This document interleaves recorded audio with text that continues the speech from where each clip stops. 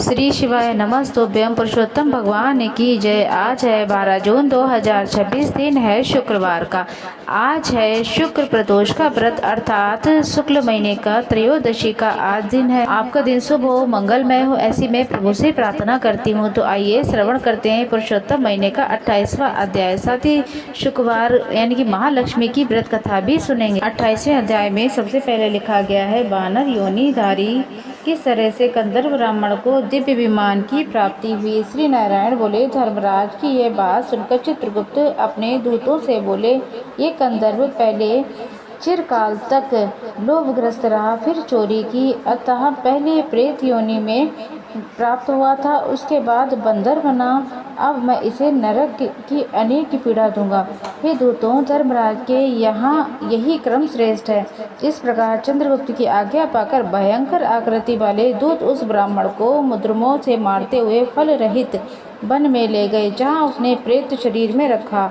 उस निर्जन वन में, जहाँ पर पानी तक नहीं था, चिरकाल तक प्रेत बनकर भूख प्यास से व्याकुल अत्यंत इधर उधर घूमता रहा। प्रेत योनि के महादुखों को भोग कर वो फलों की चोरी को करने के कारण वह बंदर की योनि में गया। नारद शीतल जल तथा फल पुष्प आदि अनेक वृक्षों की छाया में घिरा हुआ जम्बखंड में सुंदर कालिंजर पर्वत पर इंद्र के द्वारा बनाया हुआ एक सरोवर था, जो कि पवित्र श्रेष्ठ पुरुषों के सेवन योग्य पापों का नाश करने वाला था। वह दुर्लभ मृग तीर्थ नाम से विख्यात था। यहाँ पर श्राद्ध करने से पितृ श्रेष्ठ गति को प्राप्त करते थे। उस तीर्थ में दैत्यों के भय से देवता मृग के रूप में भय रहित होकर के स्नान करते थे, इसलिए पंडित लोग इसे मृग तीर्थ कहते हैं। यहाँ वह कंदर्प शरीर मनुष्य का शरीर पाकर फल की चोरी करने से पाप से वो बंदर हुआ था। तब नारद जी बोले, तीनों लोगों को पवित्र करने वाला ऐसा मृग तीर्थ इस महापापी दुष्ट बंदर को कैसे मिला। हे नाथ, मेरे मन का ये संशय दूर करो। जैसे महात्मा अपने शिष्यों से कुछ भी नहीं छिपा सकते हैं, तो सूत जी बोले, हे ब्रह्म ऋषि। इस प्रकार नारद जी के पूछने पर तपोनिधि नारायण उनका सत्कार करते हुए अति प्रसन्न होकर बोले, श्री नारायण ने कहा, चित्रकुंडल नाम का एक धनाढ़ वैश्य था। उसकी तारक नाम की परम सुंदर पतिव्रता स्त्री थी। दोनों ने पवित्र पुरुषोत्तम मास का व्रत किया। पुरुषोत्तम मास के बीतने पर जब पवित्र दिन आया तो चित्रकुंडल ने सपत्नी श्रद्धा भक्ति से उद्यापन किया। उद्यापन विधि करने के लिए वेद वेदांग को जानने वाले सुचरित्र ब्राह्मणों को सपत्रित आमंत्रित किया। हे नारद जी, वहाँ पर धन के लोभ से कंदर्प ब्राह्मण भी पहुँचा। उद्यापन विधि पूर्ण होने पर चित्रकुंडल वैश्य ने सपत्नी ब्राह्मण को बहुत सा धन देकर के अत्यंत प्रसन्न किया। सबको प्रसन्न देकर अन्य ब्राह्मण को भय भी दक्षिणा दी।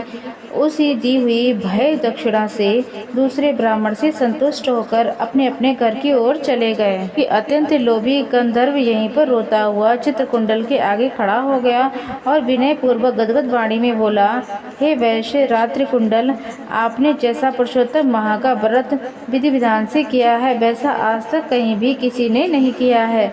आज आप कृतार्थ हो गए हैं। आप सब प्रकार से भाग्यवान हो, जो ये आपने अत्यंत भक्ति पूर्वक पुरुषोत्तम व्रत किया है। आपके पिता और माता धन्य, जिन्होंने आप जैसे हरि भक्त पुत्र को उत्पन्न किया। ये पुरुषोत्तम मास धन्य से भी बढ़कर धन्य है। इसके सेवन से इस लोक और परलोक का फल स्वतः ही मिल जाता है। हे वैश्य, आपकी इस महान पूजा को देखकर मैं चकित हो गया हूँ और निसंदेह अपने महान कार्य किया है। और अन्य ब्राह्मणों को भी बड़े आनंद से भूयसिक धन दक्षिणा देकर के उन्हें विदा किया। हे दाता, आप मुझे भाग्यहीन को कुछ क्यों नहीं देते। ऐसा कहने पर कंदर्प को और भी वैश्य ने बहुत सारा धन दे दिया। उस धन को कंदर्प ब्राह्मण ने घर ले जाकर के पृथ्वी में गाड़ दिया।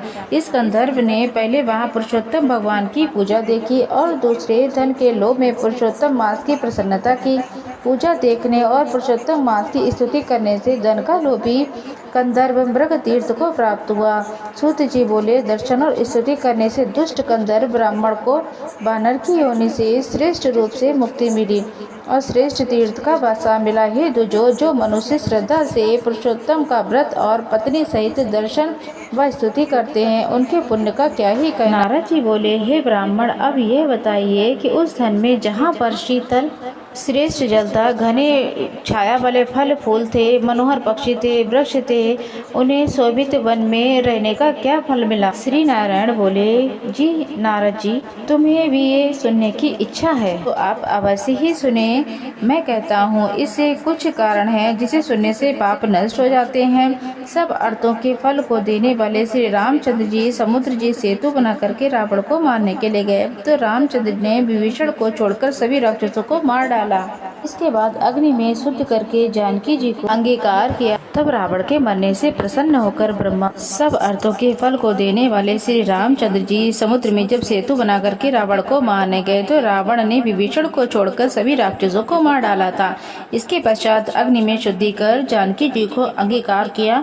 तब रावण के मरने से प्रसन्न होकर ब्रह्मा, शिव, इंद्र आदि देवताओं ने कहा, हे रामचंद्र जी, तो वर मांगो कि इस प्रकार सब भक्तों के अभय करने वाले श्री रामचंद्र जी, हे देवताओं, मुझे जो वर देना चाहते हो वो तो मेरी बात सुनो। यहाँ पर जितने शूरवीर वानर हैं, कोई राक्षस में योनि में न रहे, उन सबको मेरी आज्ञा से अमृत वर्षा करके शीघ्र जीवित कर दो, ऐसा हो। ये कहकर शिव, इंद्र आदि ने अमृत वर्षा करके वानरों को जीवित कर दिया।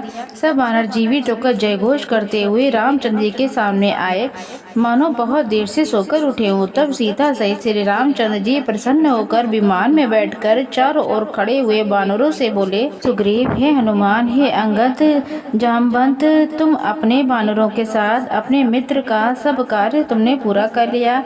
अब तुम सब वानर आज्ञा दे दो ताकि हम सब वानर यहाँ से अपनी इच्छा के अनुसार श्रेष्ठ करके स्थान पर चले जाएं। ये मेरी दीर्घ जीवा वानर जिन जिन वनों में रहेंगे वहाँ के वृक्ष फल और फूलों से लदे रहेंगे, जहाँ पर मीठे फल वाली नदी और शीतल सरोवर सुंदर रूप में होंगे। तुम मेरी आज्ञा से लौट जाओ, तुमको कोई भी कुछ नहीं रोकेगा। अतः रामचंद्र जी के प्रभाव से जहाँ जहाँ पर वानर रहते हैं, वहाँ के वन में मीठे फल वाली नदी, सुंदर जल वाले सरोवर और पुष्प और फलों से युक्त वाले महावृक्ष होते ही हैं। परंतु पूर्व जन्म के कर्मों के अनुसार सुख दुख जहाँ पर प्राणी जाकर रहते हैं, वहाँ पर उसका पीछा नहीं छोड़ते हैं, क्योंकि बिना भोगे हुए कर्मों का फल नष्ट नहीं होता है। हे वेद, यही वेद आज्ञा है, ऐसा श्री नारायण बोले। ये कंदर्प ब्राह्मण जो वानर योनि पाकर के पर्वत तुल्य बढ़ गया था और भूख प्यास से व्याकुल वन वन में घूमने लगा, उसके मुख में जन्म से ही पित्त के प्रकोप से घाव हो गया था। उस घाव से खून पानी बहता रहता था, जिसकी पीड़ा से कारण वो कुछ खा पी नहीं सकता था। चंचलता वश वह फलों को तोड़कर अपने मुख के पास ले जाता और तुरंत फेंक देता। उसमें पीड़ा का कारण किसी जगह पर ठहरने की सामर्थ्य ही नहीं थी। एक वृक्ष से दूसरे वृक्ष पर चढ़ता और सोचता कि मेरी मृत्यु हो जाए तो अच्छा हो जाए। एक समय वह वृक्ष से पृथ्वी पर गिर पड़ा और अत्यंत दुखी होकर खूब विलाप करने लगा। अंग भंग हो जाने से ऐसा तड़पता जैसे कि जल के बिना मछली तड़पती है। इस प्रकार भूख पर प्यासा गिरता पड़ता तड़पता रहता। उसके घाव से पीड़ित होने से सब दांत भी टूटकर गिर गए। पूर्व जन्म में किए गए पाप के कारण उसे अनेक दुख भोगने पड़े। इस प्रकार नित्य निराहार रहकर दैव योग से पुरुषोत्तम माह आया। इस माह में भी वह बिना कुछ खाए पिए वाई ऐसे ही घूमता रहा। में कृष्ण पक्ष में वो जंगल में घूमता रहा, भूखा प्यासा रहा, लेकिन कुंड के निकट पहुंचते ही उसने पानी वहां जाकर नहीं पिया। भूखा होने पर भी उसने चपलाते हुए वृक्ष पर चढ़ गया और एक वृक्ष से दूसरे वृक्ष पर जाते हुए वह सरोवर के किनारे फिर वापस गिर गया। बहुत दिनों से निराहारी होने के कारण दुर्लभ और जर्जर होने से वह थिसिल सा हो गया था। इस प्रकार पुरुषोत्तम महीने के आखिरी 10वीं से 4 दिन तक उस वानर ने कुंड के किनारे रखते गिरते पड़ते वहां पर समय बिताया। 5वें दिन उस कुंड में वह तड़पते हुए गिर जाने से जल में स्नान मात्र से उस वानर के प्राण तुरंत ही छूट गए। कुंड में शरीर के त्यागने से, पाप रहित हो जाने से उसका तत्काल सुंदर आभूषण से सुशोभित होकर दिव्य विमान धारण करके नील कमल के समान श्याम वर्ण करोड़ों कामदेव के समान सुंदर चमकते हुए रत्नों का मुकुट, सुंदर मराकृति कुंडल पहने हुए पवित्र पीताम्बर, कटी में रत्न जड़ित मेखला, बाजूबंद, कंकड़, अंगूठी, हाथ से सुशोभित होकर नीले टेढ़े चमकने वाले बालों से सुशोभित हुआ। उसी समय वहां पर एक वैष्णव विमान आया जिसमें भेरी, मृगदड़ और नगाड़ा, बीड़ा आदि बज रहे थे। अप्सराएं नृत्य कर रही थी, गंधर्व किन्नर गा रहे थे। इस प्रकार दिव्य शरीरधारी वह महाभाव बानर उस दिव्य विमान को देखकर अत्यंत आश्चर्य में पड़ गया और बोला, मुझ जैसे महापापी को ये विमान का सुख कैसे प्राप्त हो रहा है? यह तो असंभव है, यह तो पुण्यवान लोगों के योग्य है। तत्पश्चात चंद्रमा के समान कांतिवान एक अप्सरा उसके ऊपर छत्र छाया लगा करके खड़ी हो गई। दो अप्सराएं बड़े ही आनंद से चावल डुलाने लगी। कोई हाथ में पान लेकर खड़ी हो गई तो कोई सामने नाचने गाने लगी, तो कोई गंगा जल से भरी सोने की जारी हाथ में लेकर खड़ी हो गई।